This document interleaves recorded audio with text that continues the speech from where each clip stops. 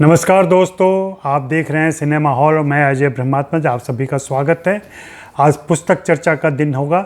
पुस्तक चर्चा में आज मैं इस पुस्तक की चर्चा करूंगा। ठीक से देख लीजिए, पढ़ लीजिए इसको। यह पुस्तक है कैमरा मेरी तीसरी आँख, राधू कर्माकर।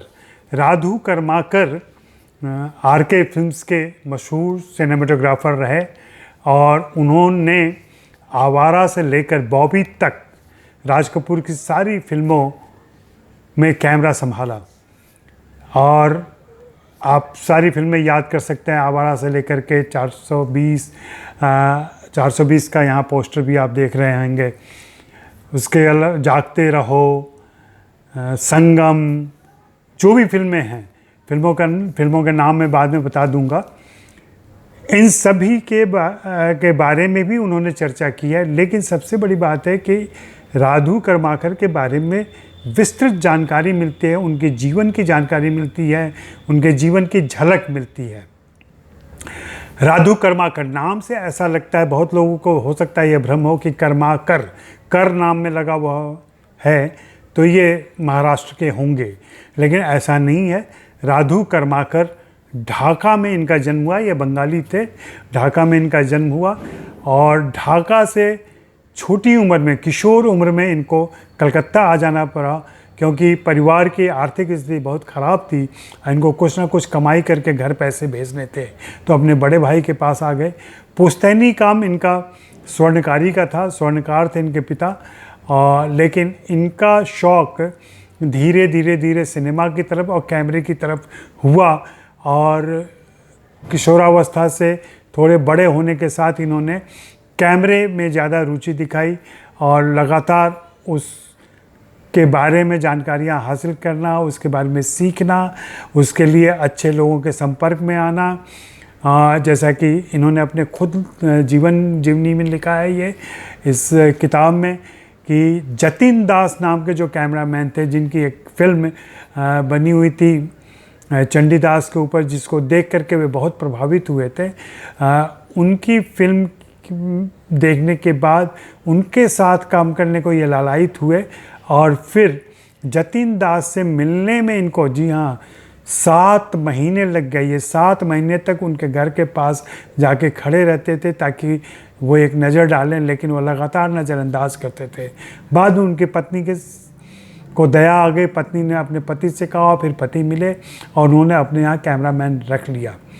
वहाँ से इनकी यात्रा शुरू होती है। फिर उसके बाद नितिन बोस के साथ इन्होंने काम किया।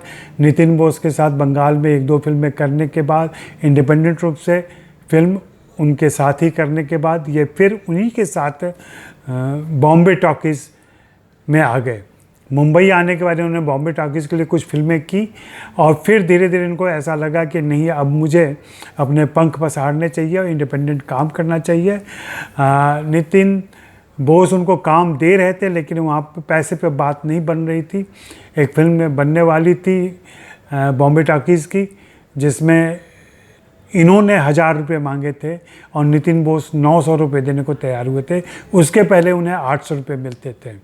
इस बात पर कहीं कुछ एक मनमुटाव सा हुआ और फिर इन्होंने राज कपूर से बात की। राज कपूर ने इच्छा जाहिर की कि तुम अपना काम दिखाओ, तो इन्होंने वहाँ के एक टेक्नीशियन की मदद से मिलन फिल्म उनको दिखाई और मिलन फिल्म की फोटोग्राफी, कैमरा वर्क उनको बहुत अच्छा लगा राज कपूर को। तो राज कपूर ने आवारा की जिम्मेदारी, जी हाँ, आरके की पहली फिल्म, आरके स्टूडियो की पहली फिल्म, जो आरके स्टूडियो बनने के बाद से आई थी, उस फिल्म की जिम्मेदारी उन्होंने सौंपी। और वो फिल्म इतनी सफल रही और उसकी इतनी तारीफ़ हुई, उसके फोटोग्राफी की, उसमें जो ट्रिक अपनाए गए थे, जो स्वप्न दृश्य लिए गए थे, उनकी इतनी तारीफ़ हुई कि राज कपूर और राधू कर्माकर दोनों का साथ लंबे समय तक बना रहा, बॉबी तक बना रहा। लगभग 23 सालों तक उन्होंने आरके स्टूडियो में काम किया, आरके फिल्म्स के लिए काम किया राधू कर्माकर ने। और बाद में उन्होंने वहाँ से इंडिपेंडेंट दूसरे निर्माताओं के साथ काम करना शुरू किया।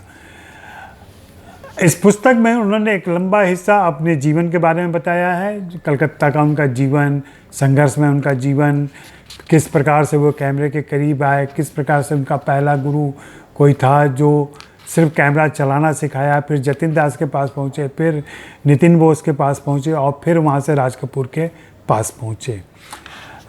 इन्होंने कुल 33 फिल्मों का कैमरा किया था और इसमें से बॉबी के बाद हाँ सत्यम शिवम सुंदरम भी इन्होंने की थी उसके बाद, और फिर राम तेरी गंगा मैली भी की थी और फिर हीना भी की थी। लेकिन बॉबी के बाद से इनका वैसा संपर्क नहीं रह गया था। वे बाहर निकलते थे, काम करते थे, फिर जब राज कपूर को ज़रूरत होती थी तो उनको बुला लेते थे। इस पुस्तक में उन्होंने एक लंबा खासा अच्छा हिस्सा पहले शुरू के कुछ चैप्टर्स हिंदी फिल्मों और ख़ास करके भारतीय सिनेमा के इतिहास पर लिखा है, जिसमें अपने नज़रिए से उन्होंने पेश किया है उसको, और वो डिटेल में चर्चा करने के बाद एक बहुत इम्पॉर्टेंट इसका चैप्टर जो है वो राज कपूर पे है, आरके स्टूडियो पर, जिसका टाइटल है, उस चैप्टर का टाइटल है स्टार्ट कैमरा। और स्टार्ट कैमरा में 1949 से लेकर 1973 तक की कहानी है, लगभग 24 साल की। इस 24 साल में आरके का दौर उन्होंने जिसका डिटेल में वर्णन किया है, आरके के दौर में निर्माण वर्ष, फिर नरगिस युग, नरगिस के बाद का दौर, 3 चैप्टर में उन्होंने राज कपूर और नरगिस की दोस्ती, उनका संबंध, एक दूसरे के लिए प्रेरणा, और कैसे नरगिस के छोड़ने के बाद से आरके अकेले पड़ गए और फिर आरके स्टूडियो भी अकेला पड़ गया, कैसे वो कमज़ोर पड़ता गया। इन चीज़ों को एक भावनात्मक स्तर पर समझना हो तो इस किताब को पढ़ना ज़रूरी है। जो इन्होंने फ्लैशबैक दिया है वो सिनेमा के शुरुआती दौर की बात की है, फिर भारतीय सिनेमा का स्वर्ण युग की चर्चा की है, जिसमें ये 36 से लेकर 60 तक के सिनेमा की बात करते हैं। फिर उसके बाद लाइट्स ऑन करके एक चैप्टर है जिसमें ग्रामीण बंगाल में इनका जो बचपन बीता उसके लिए, तंगहाली में कैसा संघर्ष करना पड़ा, जतिन दास की शागिर्दगी, नितिन बोस के साथ कार्य। इन सारे चैप्टर के बाद और राज कपूर वाले ख़ास चैप्टर के बाद फिर ये कट एंड पैकअप पे आते हैं, जहाँ अपने बारे में बताते हैं और फिल्म इंडस्ट्री के बारे में बताते हैं, यहाँ के चल रहे तौर तरीके के बारे में बताते हैं, इसमें जो कमियां आ गई हैं नए लोगों में उन सारी बातों पर का उल्लेख करते हैं। और फिर ये किताब ख़त्म होती है। ये किताब बहुत ही इम्पोर्टेंट और किताब हिंदी में आई हुई है। इसका विनोद दास ने अनुवाद किया है और राजकमल की प्रकाशित किताब है ये, राजकमल प्रकाशन ने इसे छापा है। आप ज़रूर इस किताब को ख़रीदें। मैं फिर से दिखा रहा हूँ ये। और एक बहुत मज़ेदार बात है इस किताब में जो बहुत कम लोग जानते होंगे, ऐसे जो जिन्होंने किताब पढ़ी वो तो जान जाएंगे, जिन्होंने किताब नहीं पढ़ी है उनको भी नहीं मालूम होगा कि राधू कर्माकर का असली नाम राधिका जीवन कर्माकर था।